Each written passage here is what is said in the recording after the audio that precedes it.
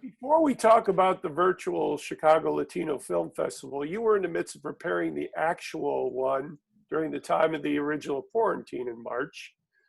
What happened in the process of making the decision to postpone the event, and what needed to be done? We were absolutely ready. Everything was ready to go, scheduling the guests.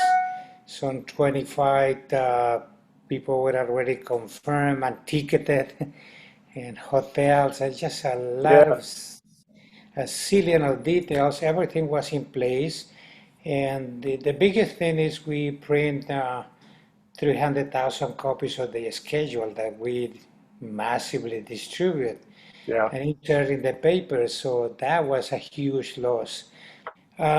We had to postpone and then leave with the idea of trying to do that. We thought about the best possible date immediately after Labor Day, and just waiting and see and checking and uh, and the reality is that we can't go back to the theaters. Given the expenses of the film festival, we need to have at least 50% of the capacity filled for us to kind of break even expenses versus income, and that is not the case. So the idea of doing that virtually, when we learned this sometime towards the end of May, we kind of thought about the possibility and kept looking forward to eventually do a mixed part in the theaters and the other part virtually. And again, at some point we got to the conclusion that going back to a theater was impossible. So we engaged in this, kind of remounting the festival again. But in general, we got a very sound package of 44 films pretty much from every one of our countries. Well, what did you personally learn about the virtual festival process, and what do you think sets yours apart from other virtual fests, which everybody seems to be doing? I mean, at this time is the only opportunity that there is possible. Right. Um, I mean, we are not alone. Nevertheless, I think in Chicago we are one of the first ones to do this, and the others are following, not following us, but following the opportunity. Basically, what Sure. else can we do? We had never ever considered canceling the festival. Going into the spring, we say no. The tourist season has to happen during 2020. Because the idea was to, well, just keep quiet and keep it together as possible and go into the spring of next year. But it's not viable because in spite of how bad the thing is, the pandemic and all of these people are still making films. So knowing that, there was no reason for us to stop and also explore something that is new. We don't have anything else, so it is new for everyone. It's extremely challenging.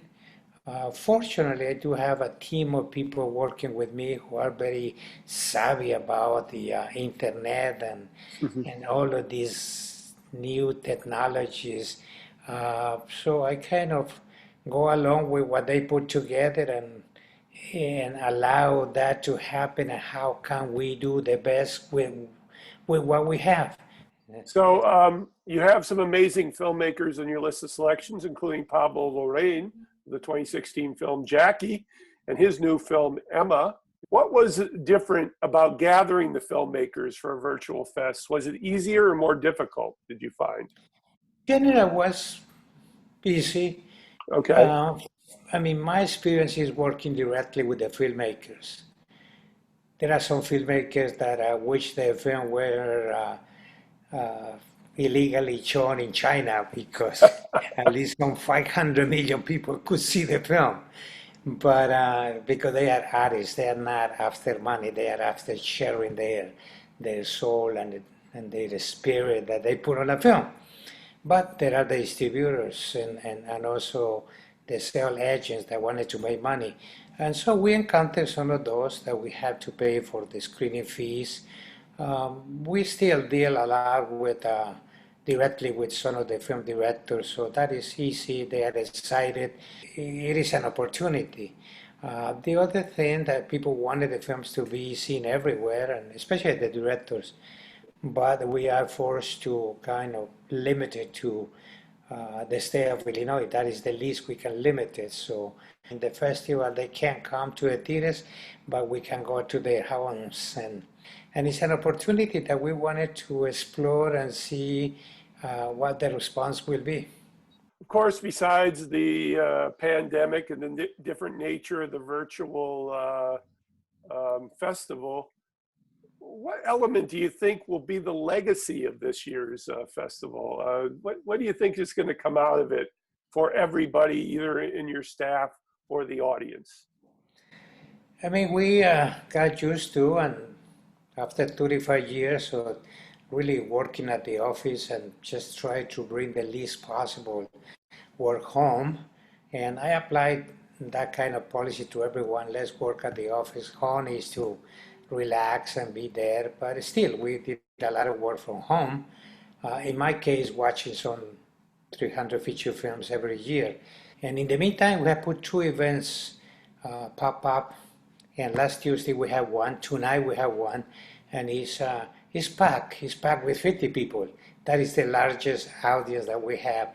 This kind of strange for me to introduce a film to 50 people in a place that can house 300. Yeah. But reality is that we cannot have the 300.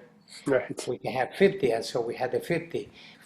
For sure, it will be absolutely unforgettable. Nobody will forget.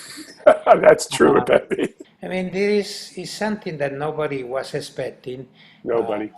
Yeah. We just came about how can we come out of this and gain something, certainly gain to respect Mother Nature and believe that the life is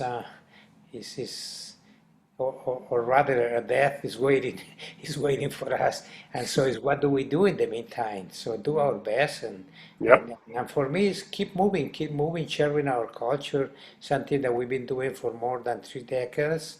How can I do that, and as time goes by? Speaking of that, you also founded, of course, the International Latino Cultural Center of Chicago. What goals did that organization have for 2020 regarding the center, and what did you have to change as a result of our situation? Yes, it is difficult. I mean, the center was born out of the film festival, because at some point we began doing back in 97, 98, 99, we began to do a lot of music. We created the Latino classical music, showing films in the parks, and also the most important thing is that I conceived the idea of building in Chicago the mecca of the Latino culture and arts, a place where we can house and host and share our culture with Latinos and non-Latinos. That remains. Now we know that it's needed, unquestionably. It is needed for us to have a place where we can really show our culture, share that, a place that shines. And what we do is sharing the talent and the dreams and what our artists do, the poetry, the dance, the music, culinary arts, and certainly the films that they make. So that is a dream and remains, and the challenge, how can we keep that alive? Well, I mean, on that same subject, and this is my final question, despite everything happening right now in our current world, how did your passion for this film festival continue to create the energy to allow it to go forward? I mean, that is a good question. I love what I do. Uh-huh. This has never been a job for me. I think I'm blessed with the opportunity to make a difference, and I take that opportunity seriously. To me, sharing and dealing with the talent of these people, the artists, is something that is sacred. And I think people who work with me, they perceive that. They know that I'm not their boss. They know that I'm not here to look good, to get applause and accolades. They know that I'm serious about doing what I do, And my challenge is how can I keep those investments in addition to my alive? And eventually Chicago will have this jewel up and running. This is Patrick McDonald for HollywoodChicago.com.